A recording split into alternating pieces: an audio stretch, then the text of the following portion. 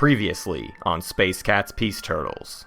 I go back and forth every day about whether or not I think the new Winnu is a good race or a bad race. Imperial, they're definitely going to get at least one Mechatol point. Right. And everyone knows the Winnu win if they can get Mechatol Rex. If taking Mechatol Rex and holding it works, then it's gonna work, and I think Winnu will be really fun to play. I think it'll be fun to play the Winnu as well. Yeah. I just don't see them winning. There's definitely going to be games, too, where you're playing as the Winnu, and you look at the public objectives, or, like, the secret objectives that you get, and you're like, dude, it does not make sense for me to just run straight for Mechatol right now. Like, then what is the point of being the Winnu? Yeah, and then now, I'm just playing as basic, not race. Generic race, yeah. You know, in games where I draw the Winnu, I'm going to be excited because I'm going to get to do that strategy that no other race can do as well as that. Right.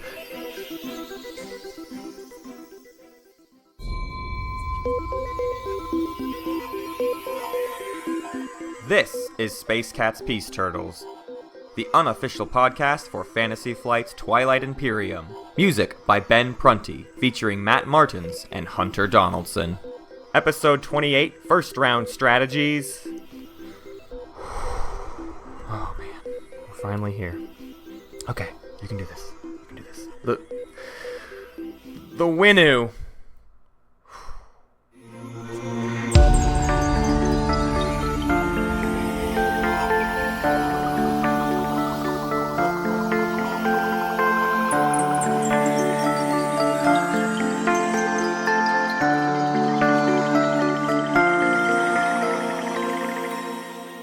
I don't know. I don't want to do this. Like, I don't want to do this at all. We tried to do this the other day, and I just really, my desire to, I think I just, like, Yeah. I hate them. This is an episode, Dunston checks out, starring Hunter Donaldson as the crazy ape. This is a weird intro. Yeah. Well, you know it's Dunston checks in. I know. Right. So now you're doing, your bit is...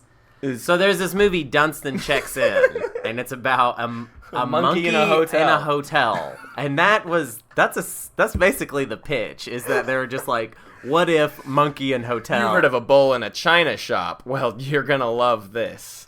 A monkey in a hotel. Mm-hmm.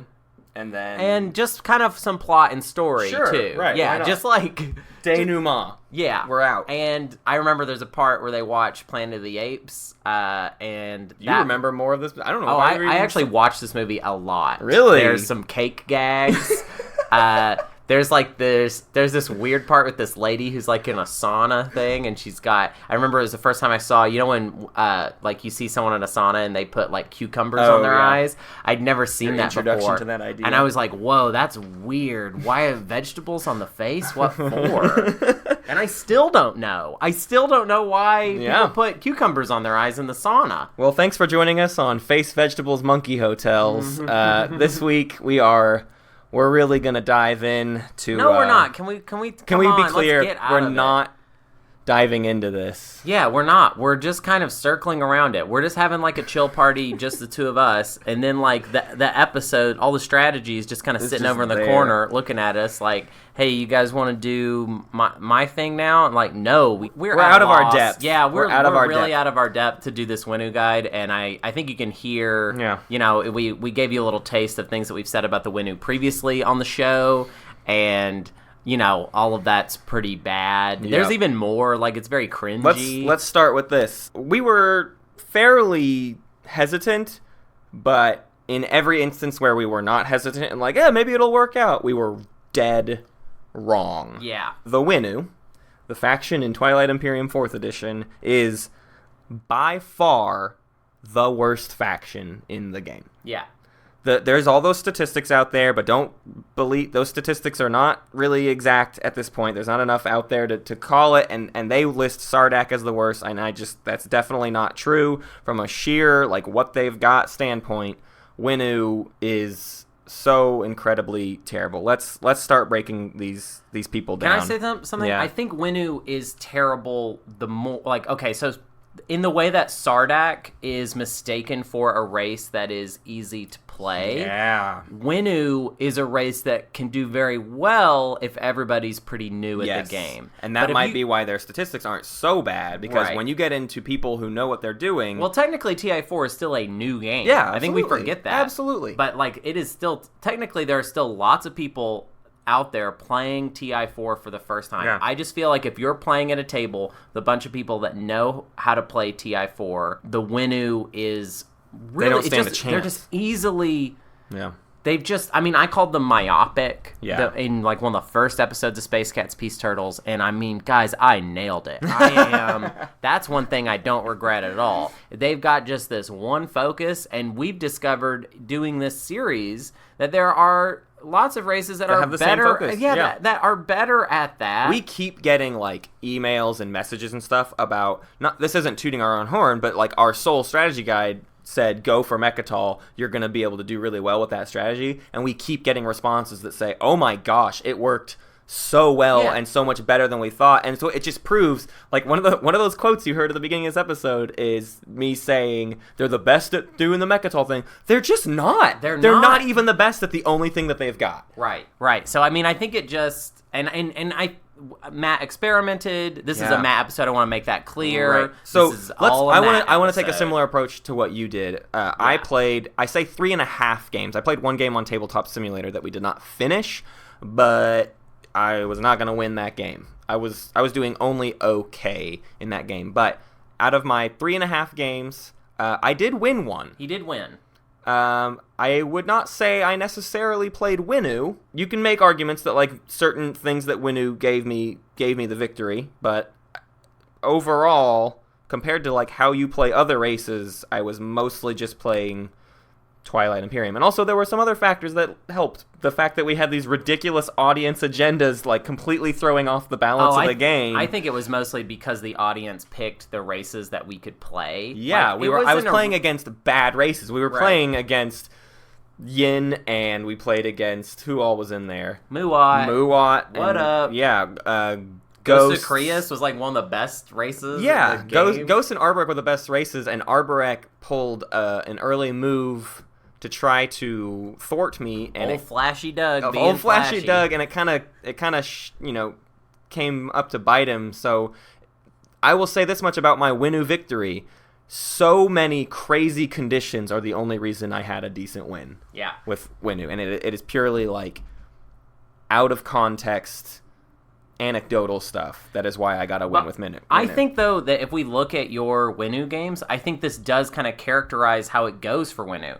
Winnu either, like, okay, cool, we kind of got our stuff going, and, like, we make it to the late game, and then we win. Yeah. Or, I mean, think about some of the other games that you played as Winnu. The other three games I played as Winnu were 100% crash and burn terrible. Yeah. Like, everything went wrong. The reason this Winnu game went well is I had basically the Magic Christmas Land opening. Had exactly what I needed.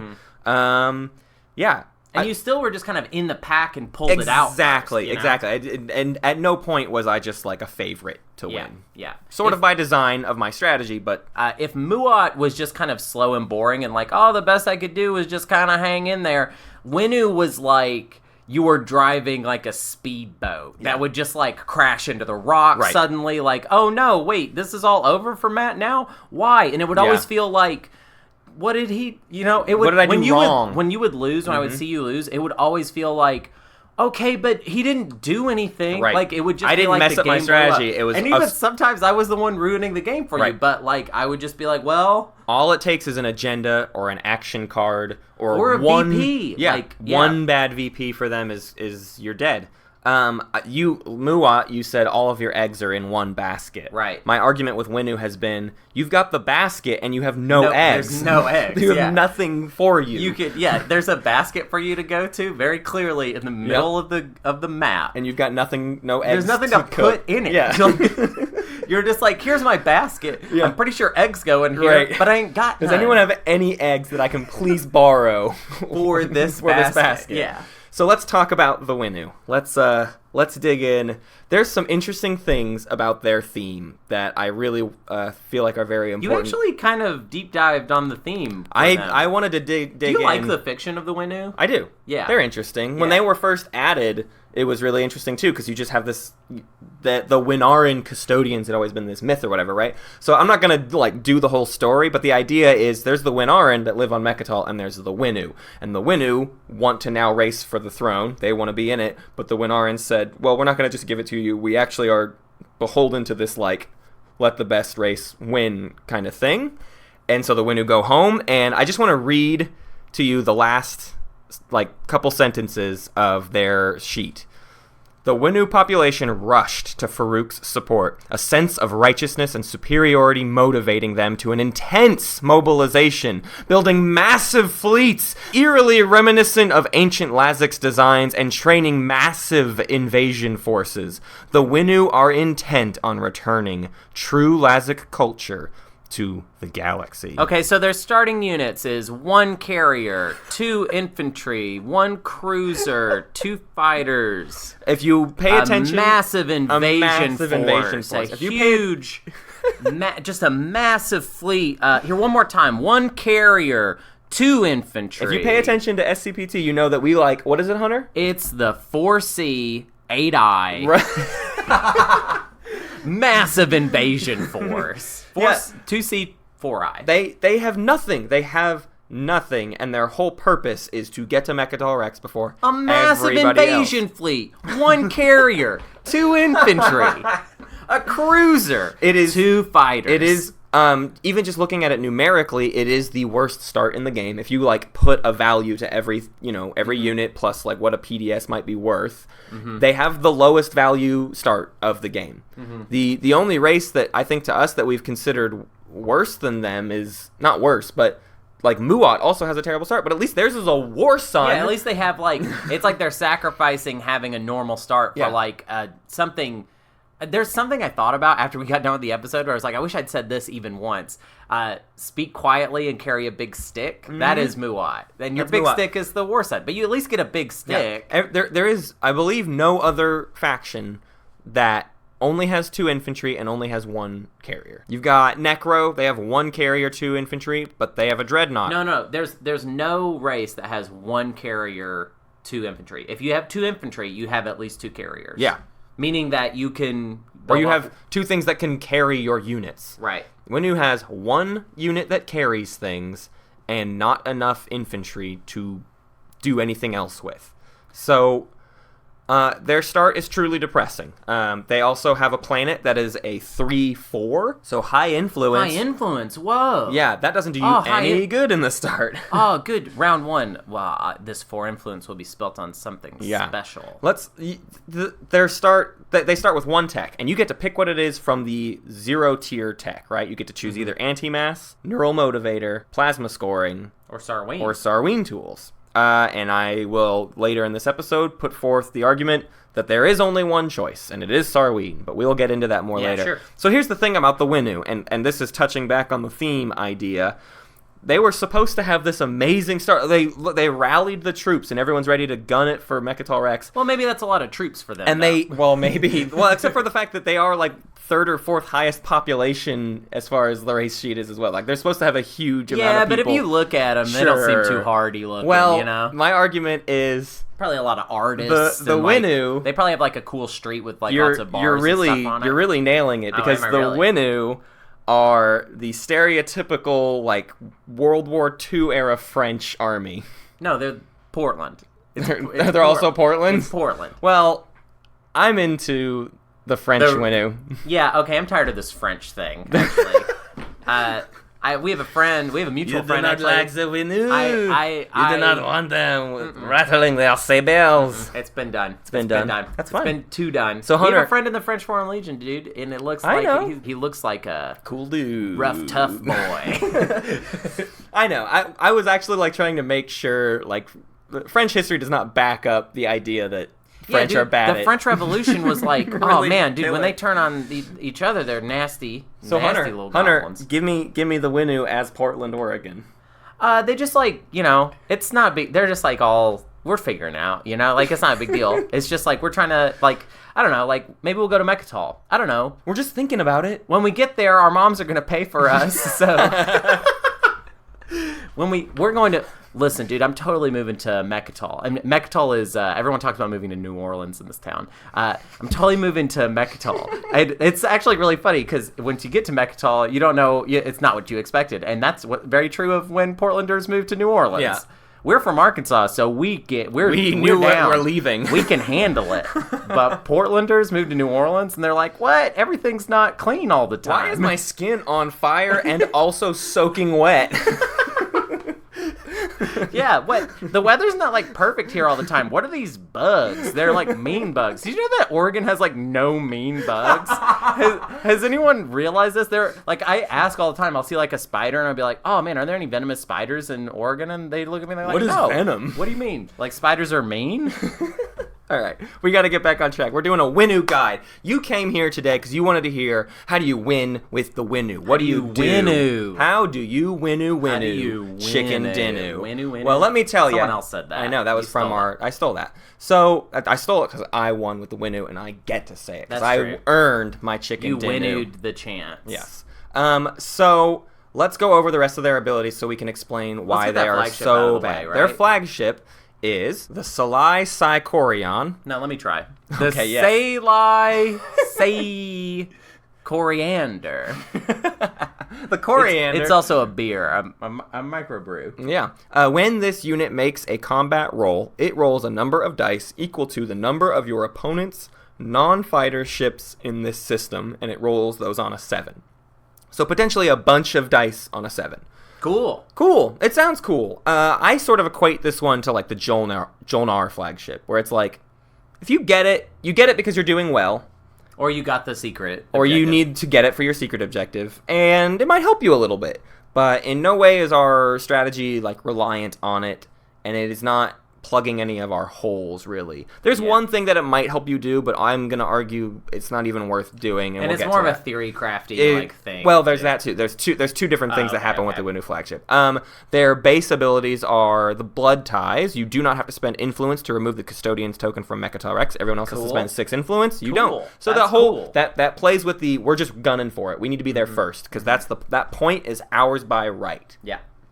Reclamation says, after you resolve a tactical action during which you gained control of Mechatol Rex, you may place 1 PDS and 1 space stock from your reinforcements on Mechatol Rex. This is the most annoying thing in the world to me, because it is after you resolve a tactical action, which means you do not get to produce on the turn that you take Mechatol Rex. Which means when L1Z1 takes it from you, they get to do better than you do at what you do. Exactly. If you have L1Z1X in your game, you taking it early is like the worst thing you could do. Offered it up to them on a silver platter. They're just going to park right next door and wait for you to get it because they get a free build and a free space stock and a free PDS. We already went over the units and everything else. And that's it. That's the Winnu. You notice how there's like only 2 abilities, and both of them you use them one time in the entire game? Yeah. One of them specifically only one time. The other one, you could lose Mechatol and come back and get that space stock and PDS again. But for the most part, one-time use abilities. Yeah. Therein lies sort of the worst part about the Winnu, is that you do not have anything going on for the course of the game. Except for, let's go over your faction technology, because this becomes very important. I want to read Lazik's gatefolding. So Lazik's gatefolding is the first and least sexy of the two. During your tactical actions, if you do not control Mechatol Rex, treat its system as if it contains both an alpha and beta wormhole, and then it also has an action ability. Action: if you control Mechatol Rex, exhaust this card to place 1 infantry from your reinforcements on Mechatol Rex. So you always know it's a bad tech when it has 2 different abilities on it. 2 weak abilities does not equal 1 good tech. Yeah. Except for maybe chaos mapping. But chaos mapping second ability is amazing. Right. And we're talking about the SAR one that lets you just build at the start of every turn. That one's really cool. It's just ridiculous. Lazik's gatefolding, you might hear people talk about Lazik's gatefolding as kind of like your way in. But the important distinction here is that you treat its system as if it contains both an alpha and a beta wormhole. This is when you do not control Mechatol Rex. That means if you happen to be near an alpha or a beta wormhole, you can use it as your in to get to Mechatol Rex. You can also just go to Mechatol Rex. And the secondary ability of when you do control it is 1 infantry, and their second faction tech is significantly better at putting infantry on Mechatol Rex. So putting 1 person as an action on Mechatol Rex is far inferior to Hegemonic Trade Policy, which requires 2 yellow technology. Exhaust this card when 1 or more of your units use production. Swap the resource and influence values of 1 planet you control until the end of your turn. And the important distinction here is, during production, your build capacity is based off of your planet's resource value. So when you swap Mechatol Rex's resource value of 6 to 1, you now have 6 production. Your space dock there can produce 8 total units. You can produce 8 infantry for 4 resources on Mechatol Rex. And as we have talked about countless times on this podcast, infantry are the best way to defend any planet, bar none. Like, if you can drop a bunch of dudes on the planet, it's very hard to take. Right. It's just the best way. Mm-hmm. But Matt, you could also get 1 for free as an action. I could get 1 for free, or you could just build 8 once and just be done. Yeah, be done. Now, genuinely, you do that 1 build action and drop 8 dudes on Mechatol Rex, you may never have to build again. And if you do, okay, build 8 more. You have 16 on Mechatol Rex. You're good. It's done. Can I say something? I don't think it's that. I actually don't think that Lazix gatefolding is a bad tech. Right. I just think that it competes with Hegemonic, and Hegemonic wins every hardcore. Time. The reason we even put them up against each other is the entire argument is based around which tech are you going to get first. Right. And this is the other reason why I say Starween tools every single time. Mainly because anti-mass deflectors by itself is not especially useful. Starween will be useful round 1. Starween is useful. Have a bad round 1. Not just is it useful, Starween tools is almost critical round 1. Yeah, you have a 3 resource. 3 resources. So at best you're building 1 carrier unless you can get Starween tools and build 2 infantry in addition, which is what you need. So Lazix gatefolding doesn't necessarily solve any problems, and Hegemonic does. If anything, I equate Hegemonic Trade Policy to your only faction ability. Yeah. Everything else is this one time, maybe it does something. Even Lazix gatefolding is like a one-time use thing. Hegemonic Trade Policy is your faction ability. I got a deep pull. The thing is, Hegemonic is Hunter's Law. That is very, very true. Been 15 episodes since that. You are going to use Hegemonic Trade Policy every single round. Yeah. You can only use it once. You exhaust the card, but it's hugely useful every round that you use it. Mm-hmm. The last thing we need to go over is their Promissory note, and it's a really, really tricky one, to be honest. And we're probably going to mess it up. We're going to mess it up, and I'm pretty okay with that. There's some people right now rigging their hands. They're ready to go. They're slobbering. Acquiescence at the end of the strategy phase. Exchange 1 of your strategy cards with a strategy card that was chosen by the Winnu player. Then return this card to the Winnu player. The main purpose of this, obviously, is Winnu, because they want to have control of Mechatol Rex, wants to have Imperial a lot. So you get to block them from taking Imperial. I guess. Well, if that's what they do. If that's even what they do, and there's a really good argument. I won the game as Winnu. I never took Imperial, not even once. Right. Now, the problem with Winnu is you play contrary to about every instinct that Matt Martins has when he plays Twilight Imperium.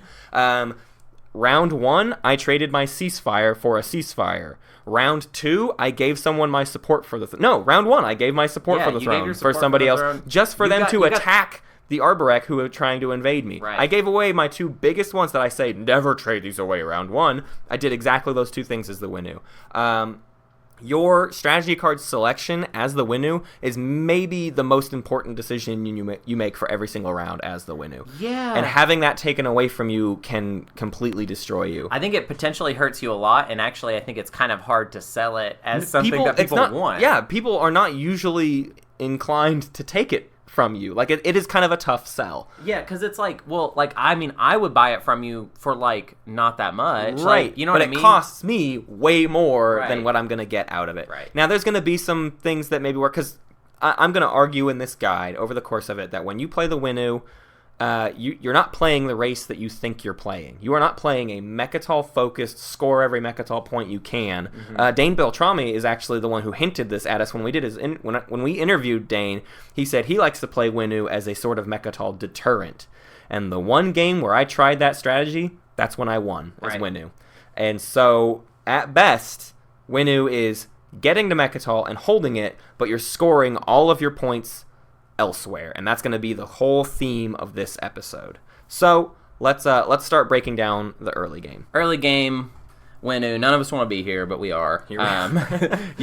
Okay. So first, what happened is you picked Winnu. You accidentally got Winnu. Sorry, buddy. Map placement. What are we? How are we gonna fix? Okay. How we? God bless this mess. You picked Winnu. You are already in damage control. Yeah. And if anything, this guide is going to mostly be early game, and I think the late game stuff that we normally we talk about mid game and all that stuff.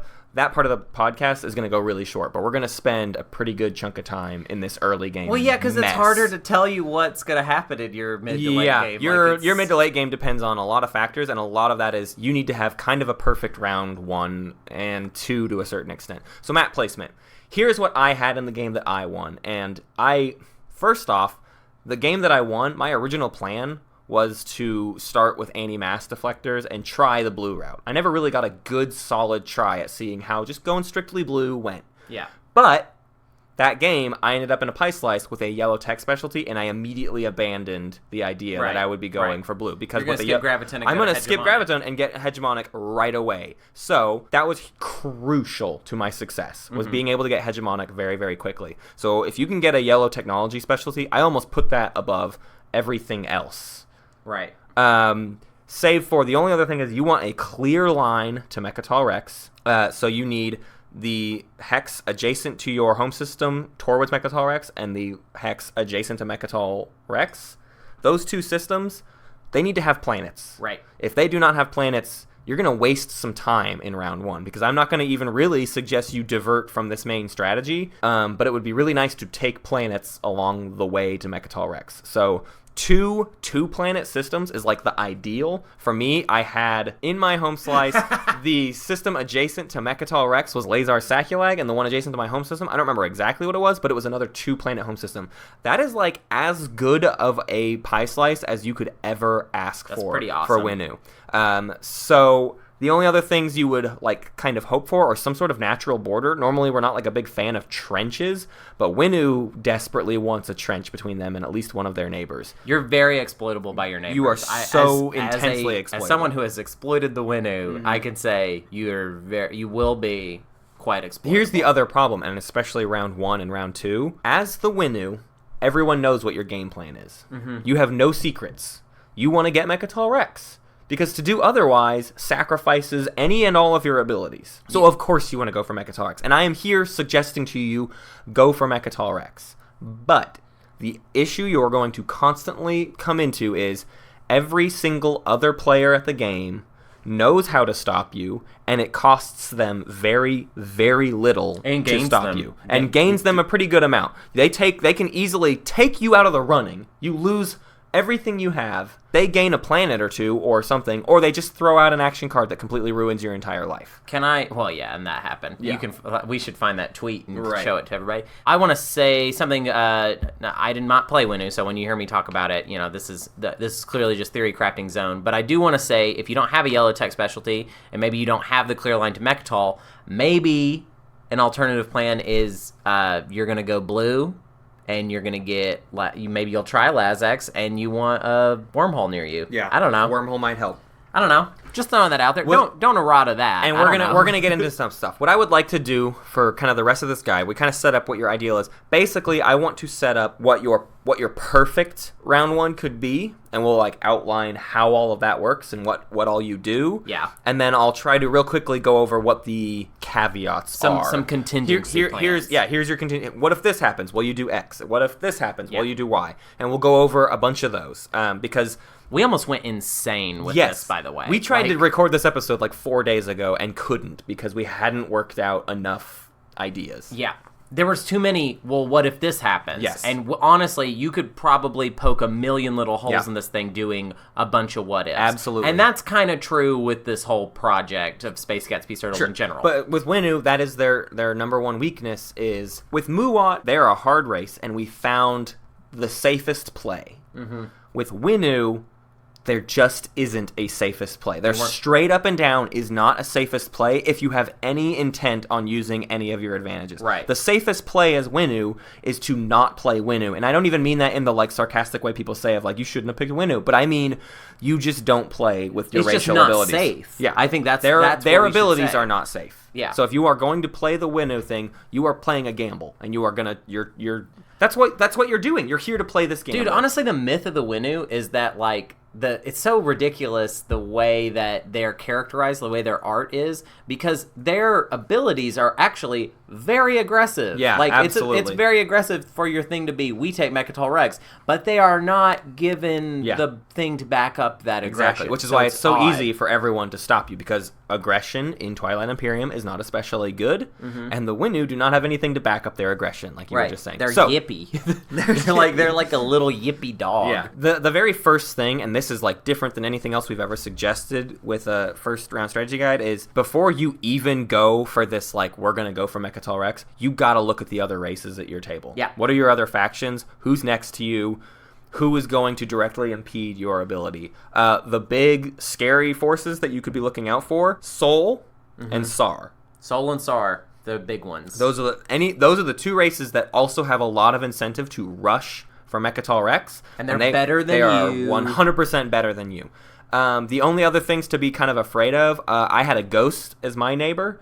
Ghosts are pretty scary because they can get into your home system, and you're leaving your home system way undefended because you don't even have a choice. You have one carrier and one cruiser, and that carrier has to expand somewhere. So that cruiser either stays at home and is like, oh, maybe I'll be able to defend, or you like probably need to do something with that cruiser. Right. You have nothing, and you're going to be abusable. So anyone who can get mobile stuff into your home system, you got to be really, really careful. So what strategy cards are we taking? Warfare, done. We're walking away from it. Like I struggle to have any other recommendation that gets you anywhere besides Warfare. And the idea with Warfare is you move to the system adjacent to your home system because your carrier only moves one. You pull the Warfare off. You move to the system adjacent to Mechatol Rex. That's your round. That's why you hope that there's 2 planets on each of those systems so that at least you took 4 planets. Right. If there's an empty system in between there, or like, God forbid, a nebula or an asteroid field or a supernova, you're screwed. It's over. You shouldn't even be doing this strategy.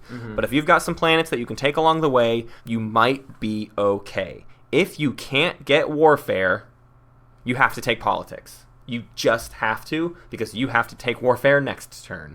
And you're going to be in a lot of trouble next turn, because the idea with Winnu is you should be taking Mechatol Rex on your first turn of round 2. Yeah.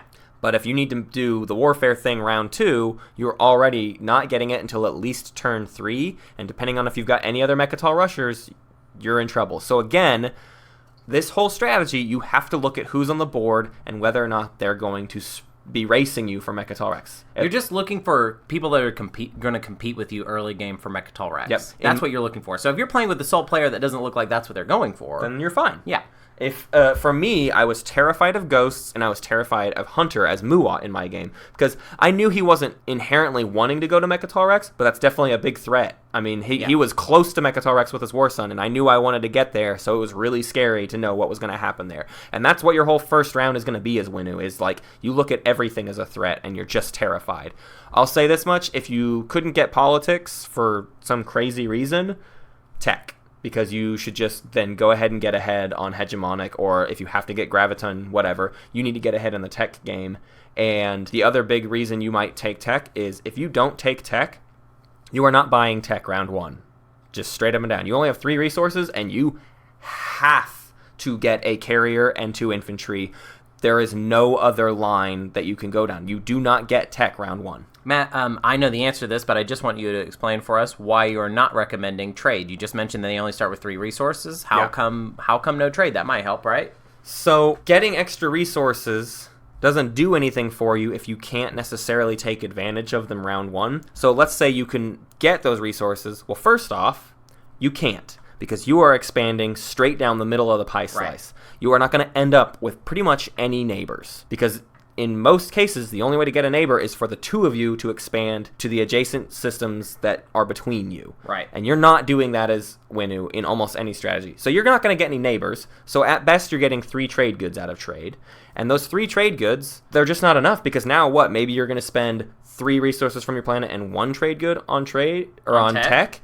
And now you have 2 trade goods to build something. You're not. It doesn't help. You have to have another carrier and 2 more infantry. You have to spend the equivalent of, and not the equivalent of 4 resources on a carrier and 2 infantry. Yeah. You have to. Yes. There's There's no other thing that you're allowed to do. If you can somehow if somehow you're able to get trade from somebody else, Hakan in your game wants to be your benevolent benefactor. Maybe they're going to give you some more money. Cool, you can get more forces, or if you can somehow rummage up more money, maybe you do the secondary attack. Man, let me tell you, if that's the case, they are using you. Yeah, for you're yeah, exactly. But in almost every single game, you're not getting tech round 1, which sucks because it would be really nice to have hegemonic by round 2 when you take Mechatol Rex. But even then, it's not going to matter. As long as you have hegemonic trade policy by round 3, you might be okay. Everything might be okay. Yeah. You always start with Sarween as your starting tech, and then you're either getting Graviton, or, I mean, obviously, if you can pull off a diplomacy flip of your yellow tech planet to get hegemonic trade round 2, that's great, but you're not getting it round 1. So, again, I'm gonna spell this out as clearly as I can. For round 1, my ideal thing is 2 planets on the way to Mechatol, 1 with a yellow tech specialty. I take Warfare. I know, this is insane. I take Warfare, I expand, I pull it, I expand again. I am now adjacent to Mechatol Rex at the start of round 2. That's my round 1. So let's talk about some of the caveats. Yeah. Whew. Let's start with, there's no horribly scary race that I'm racing to Mechatol Rex. So I'm still gonna go for Mechatol Rex. Right. But I couldn't get Warfare. What do I do instead? Well, that's the situation where you get Politics, you expand 1 away from you. Next round, because you get to pick first, you take Warfare, you expand adjacent to Mechatol, you pull the token with Warfare, you get into Mechatol Rex. That's turn 3, and that's really scary because other people could do something about it, but maybe you get lucky. Maybe and that's the sentence that it equates to every single play in Winnu's arsenal is maybe you get lucky. Sorry, if you feel like that's a cop-out, it's like, you try this. Yeah. What if you don't have a yellow tech specialty? That's fine. Tech is a little bit more viable for you to want to get round 1 because you're going to fall even further behind. But again, you don't really need it until round 3 because there's almost no way you're getting Mechatol round 1. Right. Unless and you're going to get it round 2, and like we already talked about, you can't build out of it. So you're building your bunch of infantry at the beginning of round 3 anyway. That's a good thing to put out there. I think the idea, like, it's useful, I think, for a Winnu player to understand that they will not get to use hegemonic until round 3. So that's kind of the timer on hegemonic if you're wanting to get to it. So the idea is if you didn't get a yellow tech specialty and you probably didn't play tech round 1 or didn't get any tech round 1, hopefully you got Warfare, you take tech for round 2, you take Mechatol Rex, and then your second action is to play tech and use 6 resources to get both tech. You get Graviton and you get hegemonic. Now that's spending a lot of money, but again, the idea is that you spent the rest of your money on a carrier and some other stuff last round, so hopefully you can still expand somewhat safely. I have to say this because I feel like I'll get Errata if I don't. Let's talk about the blue path idea. Yeah. Let's talk about, what if I can get Gravity Drive? I might be able to take Mechatol Rex round 1. Sure, you might. What it would require to get Mechatol Rex on round 1 is, you start with anti-mass deflectors. You are going to need money to purchase any tech, because you're going to have Warfare to do this. So, like, Diplo's got to happen at a good time. Diplo's got to happen at a good time, or trade. Someone's just willing to trade a lot of money to you. Maybe you're giving out your support for the throne. Maybe you're giving out your ceasefire. It's just like every Magic Christmas Land, where it's like, if all of the secondaries happen at the best time for you. Right. You can get Gravity Drive round 1, move it 2 away, flip Warfare, get into Mechatol Rex. That is technically possible, but let's talk about what you lose when you do that. A, you spent all of your money on tech. I cannot imagine a scenario where you get enough money to get tech and also build a carrier and 2 infantry. You're probably not getting 8 resources. Exactly. Round 1, which is what you need. Right. Well, I mean, I don't know. It's hard because if you're able to get that, that's amazing. Kudos to you. And you did it. But like 99% of the time, you're basically only getting the tech gravity drive if that's what you're getting round 1, which means you have 1 cruiser. You're literally just like an empty pie slice. You have nothing there. Right. And so my proposition to you, let's say you just decided to go for the strategy, you have to leave Mechatol Rex round 2. You went to Mechatol Rex to assure that you would get the point first. You do not have enough to stay there. You have cannot nothing stay there to back it up. But what's nice is that you now have gravity drive, so you can get that carrier somewhere else, and you can finish your expansion round 2. You spent round 1 getting 1 point, which, hey, sometimes that's what Twilight Imperium is, right? Sometimes you spend a round doing everything to get 1 point.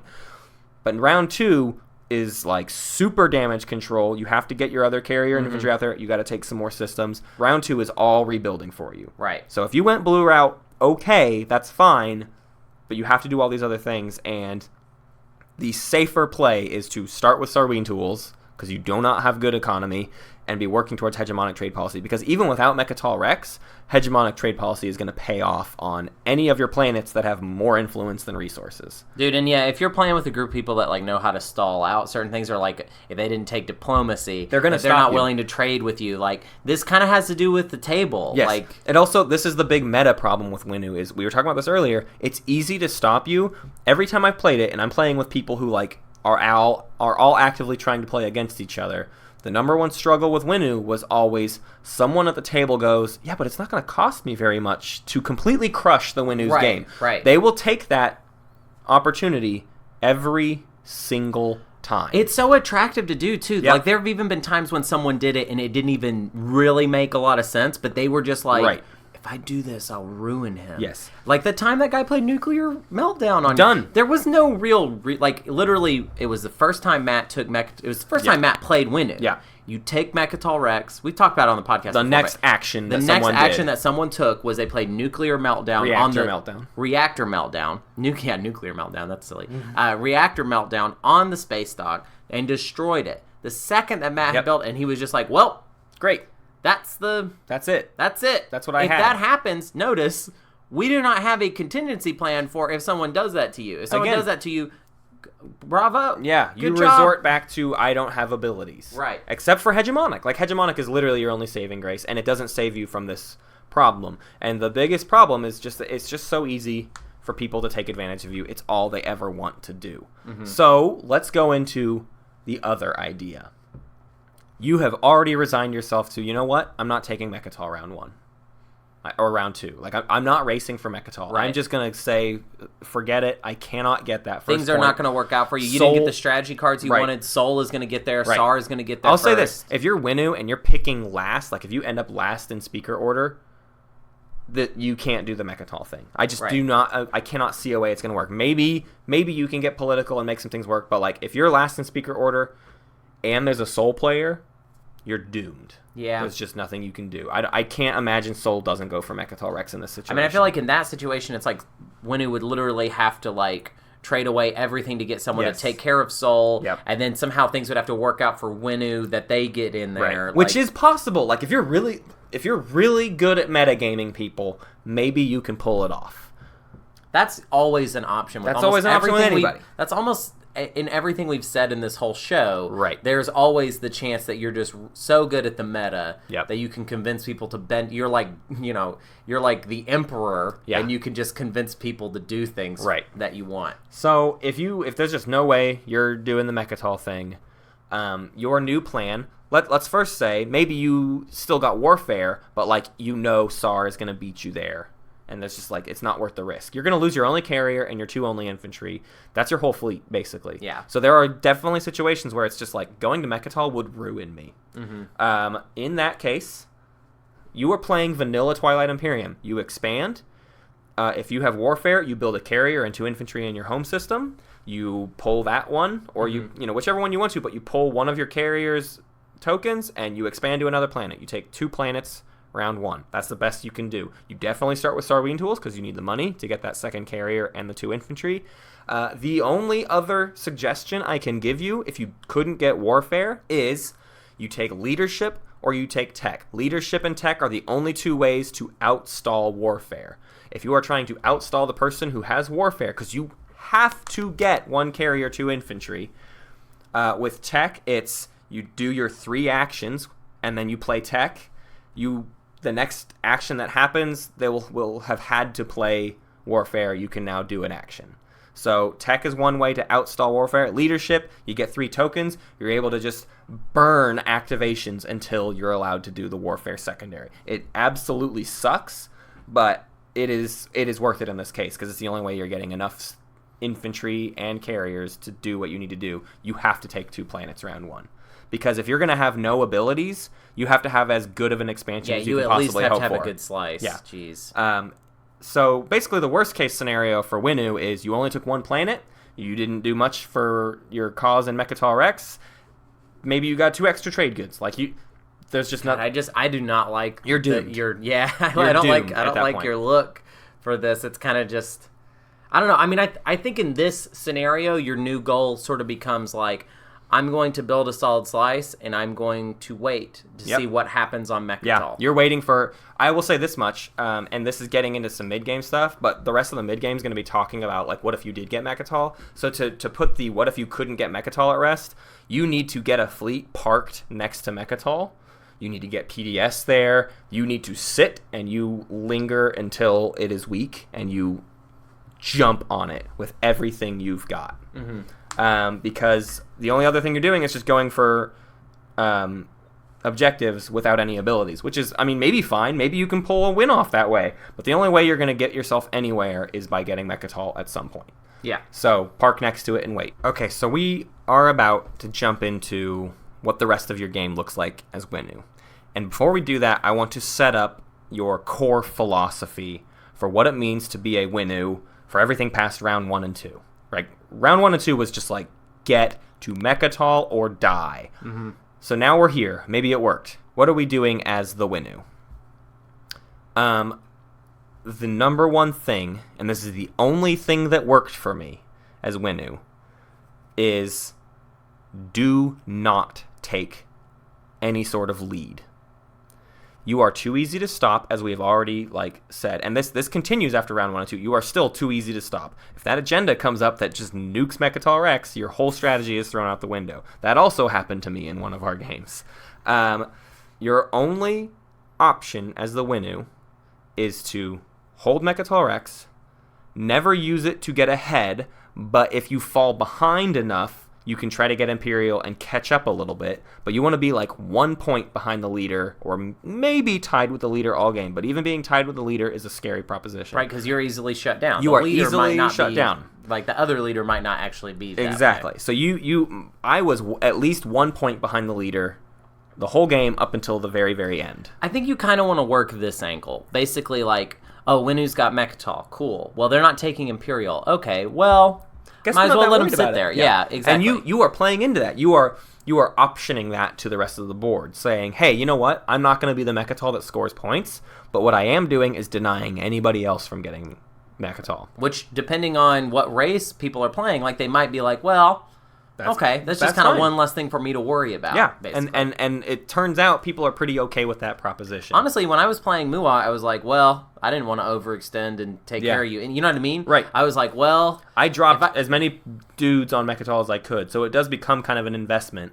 And if I'm not taking the points, no one's going to try and I think you should explain your well, you've already explained it, the production thing with hegemonic where you flip it. I just wanted to say that you can do that even after you've exhausted Mechatol Rex. I don't think a lot of people understand that. Because I can use the influence of Mechatol Rex to get 2 command counters and still exhaust my hegemonic trade policy and flip the value of Mechatol Rex to turn it into a 6/1 planet. That gives me 8 production value. You're just I have 4 resources elsewhere. Right. I'm building my infantry with other stuff. Right. It's really great, obviously, to have 6 resources from 1 planet to build stuff, but more often than not, you need the command counters from Mechatol Rex, and you really just need the production value.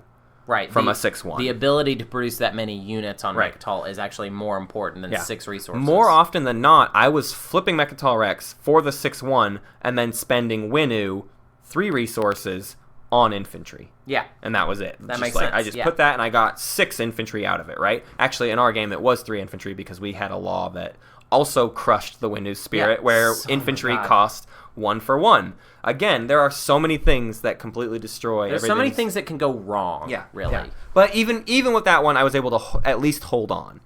Because everyone had that same problem of suddenly infantry became more expensive. So at least I had that. But you just are too weak. You do not need to be taking any leads. You need to go for victory points. This is very similar to Sardak Nor. Just go where the points follow. But you're running blocker on Mechatol Rex. You're just not letting anyone else get it, and you're making that purpose very known. This is the one situation where I think Acquiescence, your promissory note, might have a purpose. If you need one, if one person's like, I don't trust that you're gonna not do Imperial or whatever, or like the whole table is still like, we have to take Imperial every single time, you might be able to get one person to agree to some sort of trade where it's like, I will take Imperial if you take Tech. Mm-hmm. And then I'll give you Acquiescence so that you can steal my Imperial from me, but at least I get something out of it. These are the kinds of really annoying, hard deals you have to make as Winnu. As Winnu, you are coming to the table behind, and you are always begging for help. There's almost no situation where you get to like demand anything from a neighbor. In my game, Arborek attacked me beginning around 2. I think I said this wrong earlier, but Arborek attacked me very early. Yeah. And I immediately said, I will give my support for the throne to anyone that goes and digs into Arborek's system or does something about this spot or whatever. Do something about Arborek and you will get my support He for the throne. created a new VP. I created a new VP, and Ghosts of Creus, with their crazy mobility, immediately said, yeah, oh, I can do that for sure. There was a wormhole near Arborek, and they were very willing to jump on it. So they did that. Arborek saw that it was fruitless to keep digging into my pie slice. They had to pull everything back, and to assure that the two of us weren't going to just like really keep destroying each other, because they had left some ground forces and stuff behind, that's when we agreed to our ceasefire for ceasefire. So I wasn't able to demand a ceasefire for a ceasefire. It was Arborek, you've already hurt me. If we let this continue, we are both doomed, because I will give everything I have to people to help dislodge you. It's important to know that Ghost was one of your neighbors, and that Arborek was obviously the other neighbor. So that means he had a support for the... he had given a support for the throne. I didn't get anything for it, right? Except for them attacking Arborek. Right, which, I mean, was all that you really needed to get the ceasefire from the other. Saved my game. You had two neighbors that had no reason to attack you, and under that circumstance, which is a crazy circumstance to try and create... Yeah. He was able to win. Right. And I think that had a lot more to do with it than really anything else. So this is the point as Winnu, is your mid-game is determined by every opportunity you can seize. You are not creating opportunities as Winnu. You are finding out where opportunities arise and jumping on them and milking them for everything that they are worth. Mm-hmm. Again, do not play the way I have ever recommend playing. Like, you are not launching yourself at victory points. You are not, like, you are giving up lots of promissory notes. That's why I wanted to hesitate at saying Acquiescence is even that bad, because, like, specifically as the Winnu, you might have to give up stuff like that. Even though it hurts you a lot more than it benefits someone else, there is going to be situations where, like, that's all you got. I'll say this much, though. Make deals. I'll say this much, though. I offered Acquiescence every single time something terrible was happening to me, and it was never what somebody wanted. So that's the problem with Acquiescence. People just don't care about taking it. Right, because you don't know what you're going to get. It's like it's weird because you want it because it's like, oh, it's cool to steal a strategy card always. But that's reliant on whatever strategy card Winnu even takes. Right, yeah, and it's like, who knows what your priorities are going to be late game, because late game things get weird as far as strategy cards. Like, sometimes people start taking construction over and over, and you're like, what's up with that? Happening? Yeah. And then they have the secret for 4 PDS, and you're like, okay. Yeah. Like, so the idea is, in the mid-game especially, you trade for every advantage you can find. And the game will tell you what those are going to be. You need to get other people's promissory notes as early as you can. Mm-hmm. Do whatever it takes to get a neighbor's ceasefire. Do whatever it takes to give someone else your support for the throne. That's honestly the best thing you can do as Winnu, to be totally honest. Because it acts as a pseudo ceasefire for you, right? Right. I'm giving you a point. That's what saved me the game. I mean, there's multiple things I could say in my game that saved me the game. But in the end, I claimed another victory point because I was able to dig into Ghost's pie slice. And they didn't see that I had the victory in my sights, and so they didn't get rid of my effort. Because it would cost them a point. Because it would cost them a point. And it was late game, and that point would have been everything. they couldn't lose. Exactly. And so because of that situation, I was able to win out of it. You are looking for all sorts of opportunities like that. I was furious when that happened, by the way. Yeah, it would have been so easy for Ghosts to take out the fleet that I had set up, but their incentive was a very tricky thing to And I didn't even have a way to get... I couldn't even get there to... Like, there was no one... The only person that could do anything about it was Ghost, and they had your support. They didn't want to. They did not want to. Yeah. So your tech path throughout the game is obviously get hegemonic, and then it's just do whatever the VPs tell you to. If you need 2 tech and 2 colors, well, you've done all the yellow stuff, so I don't know. I mean, literally, it's get whatever makes sense. Obviously, getting up to gravity drive is going to be pretty good, because just like mobility is always good. That's probably my first recommendation. But if you can somehow score a green tech objective... Yeah. Getting neural and then getting hypermetabolism would be amazing. I mean, like, honestly, it's just anything. You do not have any other strengths that point you in any other direction, but just, like, do what the victory points tell you to do. I will make a case, the strongest case I can give for specifically doing gravity drive is if you are able to set up a position on Mechatol Rex, your number one strategy now revolves around... First off, getting a bunch of infantry on Mechatol Rex, but then also keep building carriers and then maybe other small extra fleets, whatever your fleet supply allows, because what you want to do from Mechatol Rex is you have this central board position. You are looking to get victory points wherever you can. I did pretty decent at, suddenly that planet is just barely weak, right? Gonna go there. The Ghost pulled out of one spot. I'm going there right now because I've got a carrier and 3 infantry that I can put on it. I'm going to send them out. Right. That's why you're constantly putting more infantry on Mechatol Rex, because you keep sending out these little quick legions. You're assuming that thing's going to die, and you do not send something out unless it is helping you score a point that round. That is an important factor. You are not taking ground and holding it. You are... suddenly something's open, and that's going to get me my 4th hazardous planet, and I need to get it right now. This is all provided you can maintain control of the space above Absolutely. Mechatol, which is kind of a really hard really part. tricky. It's easier to control the planet than it is to control the space. Yeah, and if I'm playing against the Winnu, I'm going to come and tear up the space. I was actually quite disappointed at how long it took for somebody to do anything. To just at least be in the space above you. I was like, this is ridiculous. Yeah. But that's my number one argument for if you need a second color... go for blue. Right. But it's definitely blue or yellow. Yeah. I mean, there's a huge argument for PDS too, though, right? I mean, if I need to just control my pie slice, I do PDS. Again, the game will tell you what is important. I cannot recommend anything over something else in this situation. Just go with whatever works with the victory points and with who your neighbors are and who the other factions are. It really is just, this is where you're playing Twilight Imperium. Should I be running of command counters? Probably not. But the fact of the matter is, you are constantly trying to clean up messes. Your whole first 2 rounds are such a crazy, absolute mess that, you might run out of command counters just because, like, people are trying to take advantage of you, and in order to try and defend those things, you have to spend more command counters than you were planning on using. The way that your command counter economy works as Winnu is so wild because all sorts of different things can happen to you. Again, as Winnu, you are very rarely setting up a strategy to push you towards anything. You are setting up strategies that hold things off from destroying your chances at winning. That's all you're doing. You're running defense all game. You get to Mechatol Rex as quickly as possible, and then you run defense all game. I mean, I think if you've got Mechatol, you should be spending it on command counter still, and then doing the recommendation of... And that's the other reason you shouldn't be running out of command counters, because you should be getting at least 2 every round. But if you don't have Mechatol, it's like we don't even really know what to say at that point. Yeah. It's like, maybe, I don't know. Keep going, right. Like I think you shouldn't be, really. Right. If you're having a good Winnu game, it shouldn't be a concern. Yeah. But and someone's going to try to take advantage of you, and the only other advice I can give is when someone tries to take advantage of you, you have to plead your case to the rest of the board.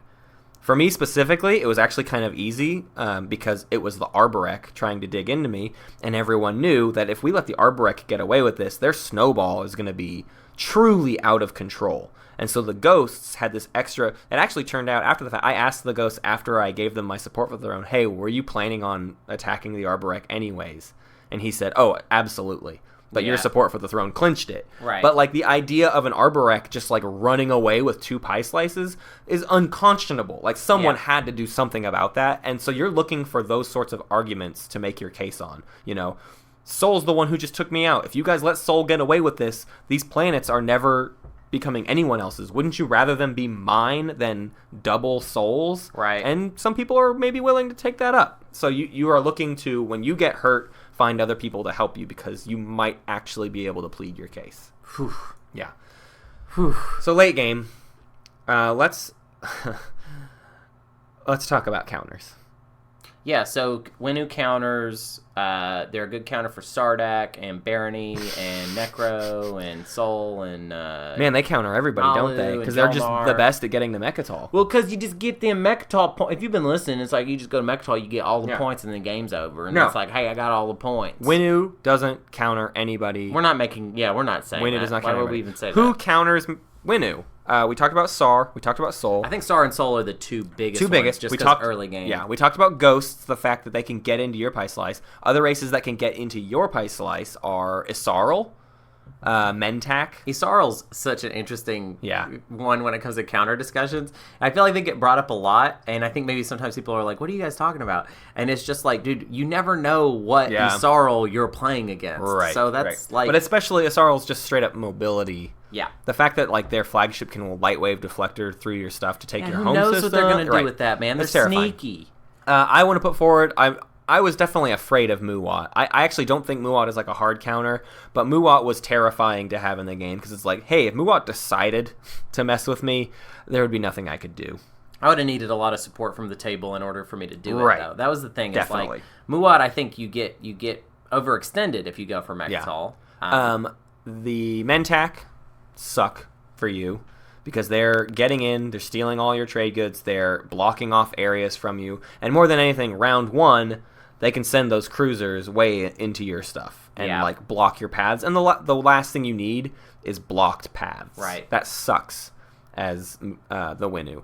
The last one would be the Barony of Letnev, but specifically, if you listen to our Barony guide, the uprooters of Letnev. If someone Right. is playing a heavy bombardment-focused Barony, you're in trouble because there's no way you're going to hold on to Mechatol Rex if they decide to come knocking at your door. And our honorable mention is the L1, not because they're specifically set up to do it, but if they take Mechatol Rex from you, that really is a bummer. Yeah, they get your space dock, they get your PDS, and they build on it immediately, which is Yep. something you were not even allowed to do. Yeah, and there's also the late game potential of Necro to take Mechatol Rex from you to do that Yeah. crazy flagship stuff that Yeah. they do.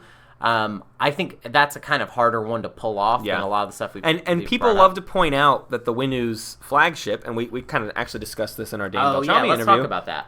The Winnu flagship, you could theoretically say counters the Necro virus because their infantry that they bring into a combat through their flagship do not count as fighters. So you get to roll a 7 for every single fighter that they bring into the combat. Well, they don't have to bring any into the fight. Yeah, They just can don't- neutralize it if they want. They can just neutralize it. They do not have to bring any infantry. As long as they leave infantry on the ground, like, the way I look at Winnu's flagship is it usually ends up as a wash, and that's mainly because you're rolling on a 7. Yeah. It really just depends on what the fleet you're up against is. I mean, if it's your flagship and, like, 2 other units versus their 3 or 4 dreadnoughts, I still don't think your odds are very good because it really depends on what the rest of your fleet is composed as. The one thing I wanted to say in this kind of talk about the Winnu flagship is I think there is an argument for parking the Winnu flagship above Mechatol Rex because then at least no matter what, when someone brings something, you've got a bunch of dice rolls that are Right. going to help. But the problem is you still need extra fleet on top of that. The Winnu flagship is just not good by itself. It needs a fleet to back it up because what the Winnu flagship allows you to do is match all of their rolls with 7s and then get above with whatever you're bringing to the table. Right. But Winnu, it's kind of hard to say whether or not you're ever going to get very great fleets on the board. You very rarely have time to like get a bunch of cool ships down. So sometimes if you invest in a flagship, that might be all of your money that round. Right. It might be your entire, let's say you didn't get command counters and you instead invest a 6-1 Mechatol and 2 more resources in your flagship. I mean, that's dedicating a lot of your stuff to one cause. When you could just build infantry and have some security. And that's the biggest thing is, if you're using Winnu's flagship to defend Mechatol Rex, the infantry do it better. And it's not even important for you to hold the sky above Mechatol. You just need to hold Mechatol. And so in every case, I would recommend getting more infantry over the flagship. That was the struggle I kept coming to. I kept wanting to build the flagship because I wanted to try it out, but every time it was like, I think I just need more infantry on Mechatol Rex. Right, and right. that won every single time. Now, that's not to say you're not going to find some uses for it, and I think it's a decent flagship to get on the board depending on who you're up against, but it needs to be supported by a really good fleet. Yeah. It's not good on its own. Yeah. All right, so Matt, what makes this just wild house, just hardcore, just good race? Yeah, what makes them good? a superpower? They're a superpower, right, Matt? Hegemonic trade policy is the only thing that gives you any power, Hunter's Law, baby. and it is not super. No. You are not a superpower in any stretch of the imagination, and the only way you can capitalize on any benefits that are specific to your faction is hegemonic trade policy, which is why I do not recommend Lazik's Gatefolding. You start with Sarween, you get hegemonic trade policy. It's all you've got. Yeah. I'll say this. I think their superpower is that if you win with Winnu, you get to talk about it forever. You know? I have that notch in my belt, Yeah. and I will ideally just like... I'll never even go after that. Right. I will, if I can help it, I will not play Winnu for at least like 6 months. 10 years. 10 years. Whatever. So the important thing here is not about what makes you a superpower, but how are you trying to get your victory, and it is purely in don't take an early lead. Utilize your support for the throne and your ceasefire to take advantage of other players, knowing that you're coming from behind. You do have that. You are begging for a crutch, and some players are like, hey, I can get a victory point out of the fact that Winnu needs a crutch. And if you play your game right, that could pay off in the last round or two. The fact that they don't want to attack you, or that you've been denying Mechatol, like all these things that you can do to just slow down the game for everybody else or whatever, like your goal is to stay away from the lead, and then in the last round of the game, set yourself up to score as many victory points as possible. And I cannot imagine another way that Winnu wins. Yeah. The one thing I do want to say here at the end is Winnu's game changes drastically in a 3-player or a 4-player game where you are allowed to pick 2 strategy cards. And I don't know that we often enough make the case that we do not talk about 3 and 4-player games. Our strategies are always from the mindset of 5 and 6-player games. So in terms of Winnu strategy in a 3 and 4-player game, that's something we will have to talk about later on down the road. But Yeah. Today's guide was not a 4-player strategy because it is completely different. Not at all. Not at all. Yeah. So that's it. That's the Winnu. That's all I can give you. I'm sorry that it is not like a ticket to success, but you don't have that as Winnu. Winnu is holding back disaster, keeping a low profile, and maybe, just maybe, someone else won't crush your game enough to where you can eke out a victory. Unless you're playing with 5 completely brand new players that don't even recognize like what Winnu is capable of, then maybe you just win. No big deal. Whatever. Who cares? Yeah, they don't understand how Mechatol Rex works. That's the strategy. That's the what we idea. should have said was the whole guide, is find some people Right. that don't know how to play Twilight Imperium Right. and play Winnu against them. Mm-hmm. Do that. That's the strategy guide. Easy way to win. Welcome to Space Cat Space Turtles first round strategy guide, the Winnu. Take advantage of new people. Just find new people to play with. Don't teach them how to play the game right. You know, don't really teach them what the game is about. No. Take Mechatol, take Imperial over and over, and then just win. And then they'll There be you go. like, "Wait, You can what?" win by like round 4 or 5. Yeah, you can just be like, "What? I don't understand what happened." You're like, "Oh, I won. I won the game and you I all won. suck. How'd you win? I built more stuff than you." And you were like, "Yeah, I told you that you're just supposed to build the most stuff, but that was actually a lie. Yeah. You're supposed to get victory points." They're like, "Where's that?" What are victory points? You And never taught me what a victory point is. Right. But then you reveal in the closet the victory point tracker, and you kept it in the closet. You've had the points going all and day. everyone's like, "That's why you were going in the closet over and over." Yeah. I told you it was the bathroom, but it was actually the closet. But he did poop in there. I did do a dookie. He had to commit to the bit. Hey, Hunter, do you want to go to the Errata? Nah.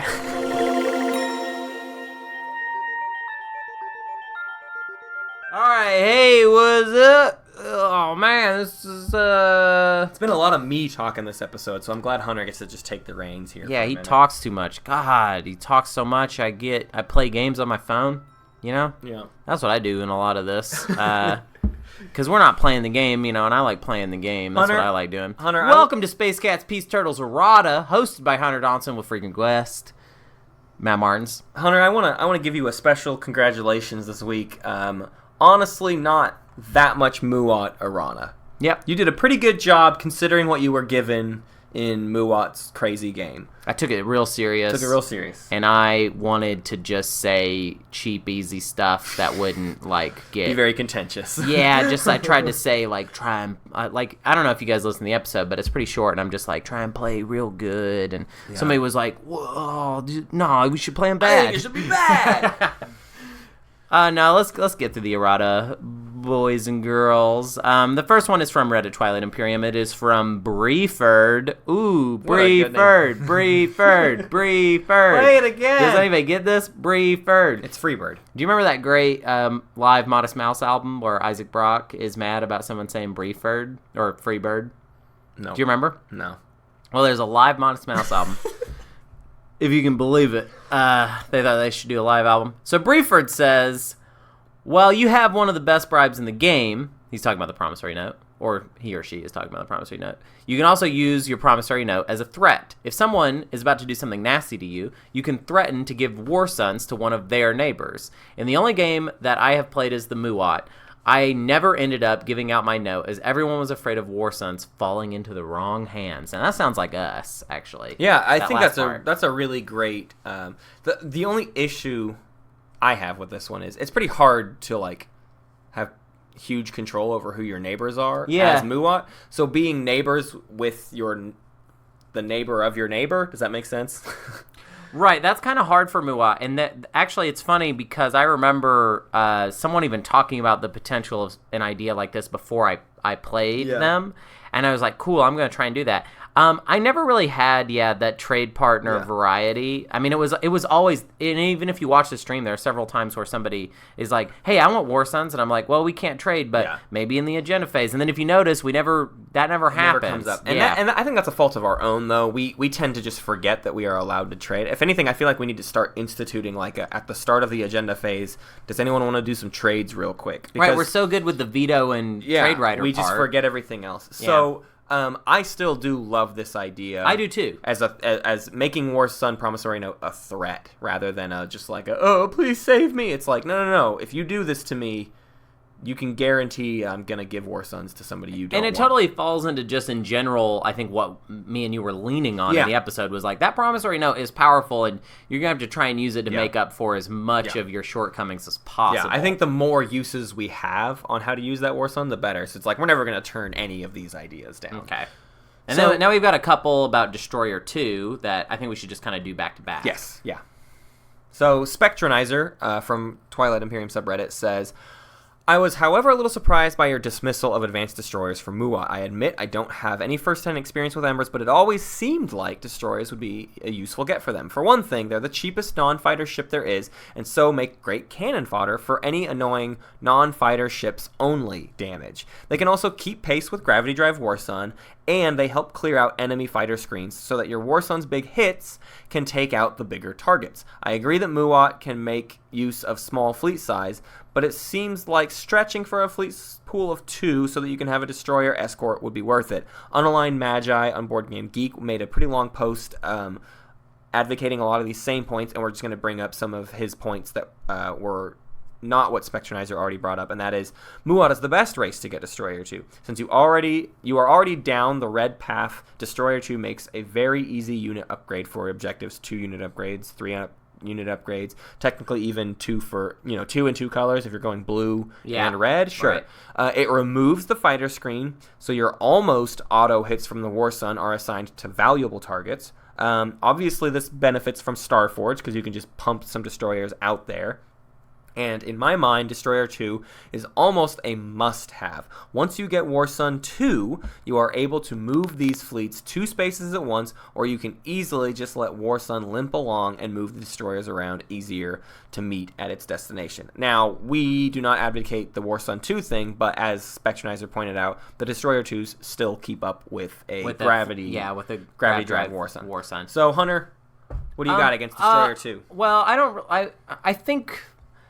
I'm just not crazy about the tech in general. Just as a unit upgrade, it seems like there are, I don't know, it's too offensive, I think, without giving you any more defensive capabilities. Yeah. I was more worried about protecting my War Sun than like maximizing the efficiency of those 3 hits. Right. I was trying to let the War Sun be an offensive unit in its own right without worrying about like, oh, how am I going to pump that up a little bit? So for me, it was all about maxing out my own fighter screen and less about thinking about like, okay, well, I got to get some Destroyer 2s in there to take out their fighter screens. I was just hoping that my War Sun could do it basically on its own. Because you have so many other things that you need to focus on. I think with the fleet pool thing is kind of a huge problem for me because I'm encouraging you to put the promissory note out there. Every time you do that, it costs you a fleet pool. Yes. And I'm also encouraging you to like take out of fleet pool when you feel it's necessary because you have a really big command counter problem on top of everything else. So I think I just can't, I just didn't recommend Destroyer 2 because I didn't think you'd have the resources to be able to do it. Yeah. I mean, if you noticed in the episode, I don't really recommend the like, and we're going to get to a little bit later, the like, you should be using Starforge a lot. You should be building with command counters because overall, I feel like it's a trade that you can't really afford a lot of the time. Yeah. And that it was actually more useful to me as a stall mostly. Yeah. I will say that I think we maybe have underestimated Destroyer 2 a little bit in the past, and maybe even now we are. But I don't think your problem as Muaat is as simple as, oh, you got to get past all those fighter screens. Like, almost even the way that Unaligned Magi describes it, it sounds like a win more versus a... That's like, the biggest thing. That's really it. It's like, okay, well, if we were at a point where... Like, if you're having such a good game as Muaat that you're like, oh, I'm going to get Destroyer 2 and wipe out fighter screens so my War Sun can hit harder. It's like, well, I didn't really get a game in with them where I was like, cool, now I just need to maximize the efficiency of my kill power. Yeah. Like, I was not an aggressive, mighty War Sun race. I'll say this. I do love the point, and this isn't even an argument for Destroyer 2, but the argument for building Destroyers in general is, like, it does help to have something against those non-fighter ships only damage. Yeah. If you've got extra as a neighbor, pumping out some Destroyers and, like, upping your fleet supply a little bit will help you, because those Graviton PDS shots... going straight for your War Sun, something else. Yeah, you do need that kind of fodder. And obviously the bigger argument is like I wouldn't really do the Destroyer 2 thing unless the objectives demanded it. Yeah, it's not something I'm gonna get normal unit upgrade. Yeah, if you need the unit upgrade or you got to go 2 and 2 colors and you went Gravity Drive. You're and already see, there. that's the other thing against Destroyer 2 is like we actually didn't really recommend that you go down the red tech path. But like I don't feel like because of direct hit, Duranium armor is quite dubious. Useless. Mage and defense grid, even though I recommended PDS, I did not recommend that you get Mage and defense grid. Because you never would ever. Why would you? Why would you? Yeah. So it's just I don't think it's actually a given that you're going to go down the red tech path as War Sun. The other thing too is it's even worse than that because I recommended like, oh, okay, so we're going to have a low fleet pool, which means that if you go all the way down to Assault Cannon, you might not even qualify to use it. There was the first game I played as Muaat, I ran into that problem where I was like, cool, I got War Sun 2. Next, I could get Assault Cannon. Then I was like, wait, no, I can't. I only have 2 fleet supply. Yeah, like I don't know can't when actually I'm gonna get use more. it. Yeah, I'm like, I currently am disqualified from ever using Assault Cannon. Yeah. So it's just a tricky. The thing with Muaat always comes down to like it really depends on how your economy actually plays out, and for us. It's not something that ever took off. You were always struggling against it. It was always slow. Yeah. And I think that, I think there are people that have played games of Muaat where they got it going and they got it going fast. Yeah. But I couldn't find a way to reliably do that. So I had to kind of write the episode from a perspective of like, it's going to be slow. Yeah. Let's accept that it's slow and let's make the right moves in our slow economy. You have pretty good odds at making it all happen slow. Yeah. The odds of making things happen fast become a really dangerous gamble really quickly. Yeah. Yeah. So let's even move on to Avimo3 on Board Game Geek says, the best I have seen Muaat played is by getting Flagship and Cruiser 2. You can then leave the War Suns and the Fighters at home to defend. You use your Cruiser 2s to do pretty much everything else. You are no longer crippled by the movement speed of your War Suns. Why fix the War Suns when there's nothing wrong with it? Cruisers are more fun anyways. There's a lot more to this post, but the idea is we basically just decided not to try the like, oh, my flagship can pump out cruisers. Oh and no, I I can get tried those it. We didn't recommend it. Yeah. Like, this one's kind of strange because I don't know if late game a cruiser 2 fleet is really gonna be what saves you the game. Yeah. You know, and also I'm a little bit confused by the post in general because why get the flagship and go cruiser 2? Why not just build cruisers? Right. Like if they have this move in a 3, why do you need the flagship to pump them out with command That's been our counters? big argument. I feel like people get really into, and this isn't accusing of Vimo 3 of anything, but I feel like people get into these ideas of like, what if you could do this crazy thing on top of this crazy thing on top of this crazy thing? Isn't that wild? And it's just so rare that all of that is necessary. And this is the perfect example of that. Okay, yes, you can get your flagship out kind of in the middle of the map, and then you can put a cruiser 2 down using an counter action, from your one strategy. full command counter for Yeah. one cruiser, and then you can send that cruiser 3 spaces away. A 3 movement cruiser is already amazing. If you have a forward space dock, or even the space dock in your home system, like a new cruiser can still get to Mechatol Rex or an opponent's home system or anything in between. Like there's not a huge need to get cruiser 2s out in the open because they're going to get out in the open very, very quickly. That's just their nature. They move 3. Right. Like, even if you're building them at your home system, they're going to get out there pretty fast. Right. And the idea that you're building a fleet of cruiser 2s that aren't going to be locked down is ridiculous because that's going to cost you 3 or 4 command counters just to get that fleet going. And it seems it's too big of an idea to actually put into effect when other players are playing against you. Like, you don't have time to do all of that stuff. You need to take a steady approach that keeps you consistently good rather than, like, if I can make this huge swing into these other things, man, won't my late game be crazy? Like, right. As Muaat, your biggest cripple is that you're, like, so weak in the first 2 or 3 rounds. Right, you just have nothing. You have a bad start. I think the thing that I find most interesting about this actually, Avimo, and it did make me think a little bit more. There is a kind of setup for Muaat that I did not try, that I won't try. I'm done. Like I did it. I did my part. Citizens of Twilight Imperium. But it did make me think about this. If you do use the War Sun as a purely defensive unit, and then just try and build like a regular Normal fleet fleets, and go from there, I wonder what kind of mileage you can get out of that. But a fleet that is just Cruiser 2s and only Cruiser 2s, I don't know if that's just a general fleet makeup that we can recommend. Like, especially into the late game, I'm not sure that can really hang. Right. Mid game, maybe, yeah, you can get some gains out of that. And honestly, if we're even going that route, like I would say, I think you still want Gravity Drive on your War Suns because you do, like, maybe they're defending, but you want some flexibility. And if you've gone down that route, get Starwing Tools and get Dreadnought 2. Like, have that maybe as your backup fleet. then, I don't see why Cruiser 2 is the route you God, need. this is why the Muaat one was so hard to build, is Yeah. it just seemed like we could make an argument for almost every single unit besides War Sun. Right. And then I was It's a like, big well, okay, ask. what's the... Yeah, I don't know. Yeah. It's tough. I would say Avimo actually had a really good post in general. We did not use all of it because it kind of touched on a lot of different topics. If you guys are on our Board Game Geek Guild, I would encourage you to look at it. It is probably, of all the counterpoints that we got, I would say it's probably the most in-depth. Right. I don't know how much I can recommend the entire... It never worked for us. Yeah, and so it just it's didn't hard work to- for us. That's really what it comes down to. And it evidently it has worked for Avimo, and dope. Yeah, that's great. That's great. I wish it had worked for us, man. Let's do... Last one we got is from Imson. This is an interesting idea. This is from our Board Game Geek Guild. If a con is in the game, would you be best friends with them and swap promissory notes in the first round? This would give you the ability to make friends and trade with anyone, and Hakan will probably get a War Sun round 2.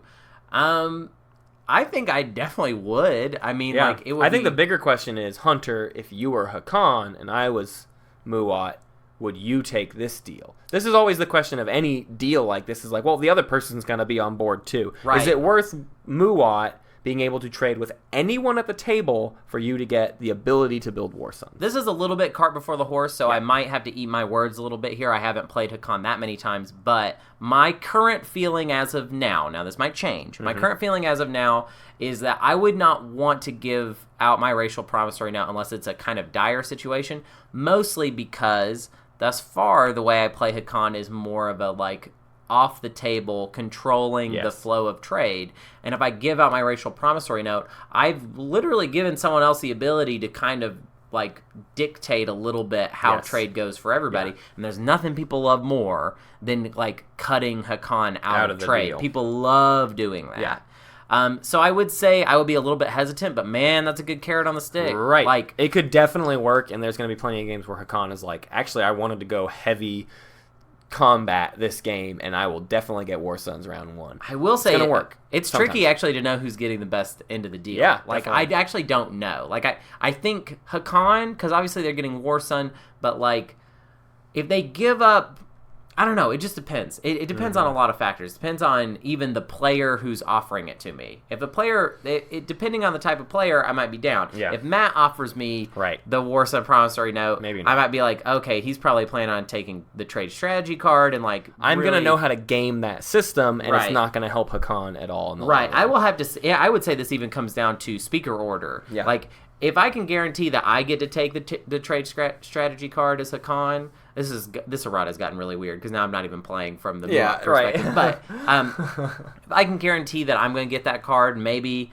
I'll be like, okay, I can keep my stranglehold on trade a bit longer and get this War Son tech. But who knows? I don't know. It's a very I think you found a good target for someone to work on. Right. Yeah. I mean, in general, any race that is starting from behind, this goes for Winnu too. I mean, at the very least, I'm sure we'll have an errata of like, wouldn't Winnu want Hakan as like an early buddy? Always yes. Hakan, that's like what Hakan's whole deal is like. If someone needs an early game buddy, Hakan is really good. I will say though, Muaat has a lot more to offer. You know what I mean? Like it's definitely. like because I actually did we even say like Winnow only has 3 commodities. They're an average not great. commodity race. They're a leech. Yeah. So that's it. Let's do some rundown. Let's get out of here. We gotta go. We are done though. We're done, Hunter. Not done with first round strategies, but we're done with the really hard, terrible ones. All we got left is Ghosts, Lizzix, Hakan, and those guys. Who? What's left? We're gonna move on. It's the Yin Brotherhood. All right. So the rundown is get us on Twitter. On Twitter, you can hit us up on Twitter. We've got a Space Cat. At Space Cats Pod for our game updates and announcements. Also, keep tweeting us your bad board game ideas. This is vague, ill-thought-out board game ideas. The less of an idea you have, if it's just the title of a board game that's got kind of an ironic, funny ring to it, that's great. We just need more bad board game ideas, and if you can include the hashtag MRBR to that, that would help us out a lot with this other project we've got kind of in the oven. And you know what? Send us pictures of cats in space. Ooh, that's fun. And Facebook, you can hit us up, Space Cats Peace Turtles, fun. for announcements as well as questions. You can like message us on there. I answer lots of questions on Facebook. The Twilight Imperium subreddit. For our episode posts and ongoing discussion based around episodes. Board Game Geek Guild for discussions as well as the calendar of upcoming episodes, which I think I need to update now. You can email us at Space Cat's Peter Turtle. Peter's Turtles. We have a friend named Peter. He has lots of turtles. Email us at spacecats.peaceturtles. Hey, I'm Peter. You won't see this turtle. at gmail.com for contributions to This Imperium Life as well as plays of the week. Send us peaceful turtles. Yeah, send us some peaceful turtles. No, actually, don't send us that to the Gmail. That'd be cumbersome because we get enough things there. We have a Patreon, patreon.com, Space Cats Peace Turtles. To contribute, help make our podcast even better, also help contribute to our goal of making a Gen Con tournament video. We're definitely doing it, but you're going to help making it better by contributing to our Patreon. You're going to allow us to do more with it, I think, is really the thing. We also have a Discord. You can find the links in our posts, and that's where we just have lots of fun conversations. It's also where you can get your Patreon benefits. We're currently starting to do whatever our next Galactic Council episode is going to be. Oh, yes. So if you want to get in on that, make a contribution, get on our Discord, and become a part of the conversation about what maybe our next Galactic Council episode will be. You can also rate us primarily on Apple Podcasts and iTunes. That helps our rankings and gets more visibility for our podcast and more visibility for Twilight Imperium. Hunter, give us some thank yous for this week on Patreon. I got some Patreoners I want to thank. I want to thank Thom. He's a great Patreoner. Been seeing him a lot on the Discord lately. He is our king of memes on the Discord. His meme we have a game. separate channel that's just Meme Town, and Thom reigns supreme in Meme Town. Yeah, makes me laugh. We also want to thank Patreoner Fantastic Mr. Fally Fan. That's a fun one to say. Fantastic Mr. Fally Fan. Thank you, Also, Fantastic Mr. Fally Fan. Can I thank one? Yeah, you got to thank one. This is a personal thanks. I want to thank our Patreoner, Alex Wilburn. I went to San Francisco this last weekend, and I stayed at his house, and also he contributes to the Patreon because he's a weird friend. Thanks, Alex. A double thanks. My mom doesn't even contribute to the Patreon, and Alex does. Our personal friend, Alex. You'll remember him. He was on the episode. I get to do the play of the week this week. Let's do it. Because last week you were like, I've done it. And then, actually, that wasn't even true, though. I went back. That wasn't true. That was a lie. I'm going to errata your... Last week you were like, you've done it twice, and because Alex did it the time before. It's just that you didn't do it. That. I didn't do it for a long time. I'm just really good. Hey, Hunter, give us the play of the week. I'm good at play of the week. This play of the week is from Miss Sorrel Rock, frequent contributor. On the Twilight Imperium subreddit. Yeah. Contributor. We're getting good at this. Yeah, play of the week. So, it's the first round of a 4-player game. I'm Creus and have the speaker token. I take Warfare as my first pick. Imperial is my second. Ooh, baby. The public objective is to have ships in 2 systems adjacent to Mechatol Rex. And I have the secret objective to control Mechatol Rex and have 3 ships in the system. Wow, those really go together. I take Aranam Mir with everything so that Sar can't come through the Galaxy Rift and disrupt my plans. Then I flip Warfare to return the token and take 1 out of strategy to put into tactics.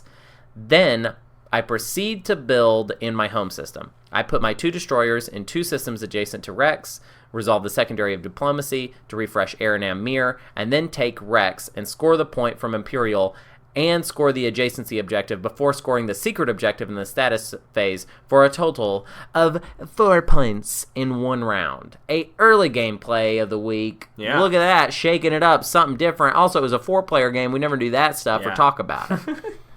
I'll say this much about getting 4 points in round 1. That either guarantees you'll win the game by like round 4, or you're so doomed. Weren't you telling me that you saw Blarknob do that at a tournament? The Gen Con tournament. Yeah. He won with Jolnar because it's Jolnar. This was Right. TI 3 days, but yeah, Blarknob won like with the most ridiculous turn 1 play.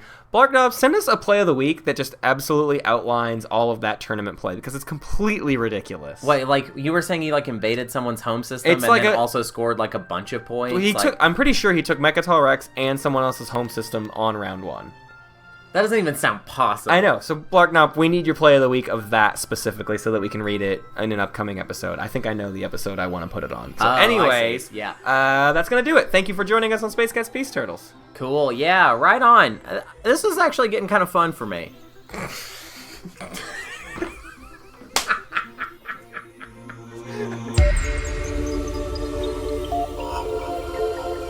Thank you for listening to Space Cats Peace Turtles.